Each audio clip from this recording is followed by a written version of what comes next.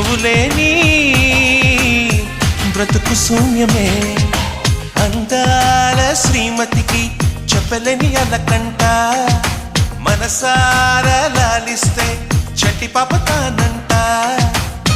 శ్రీవారి సరసాలు పన్నిటితో జలకాలు, నీ చూపులో మురిపాలు, నీతో ఎలా జగడాలు.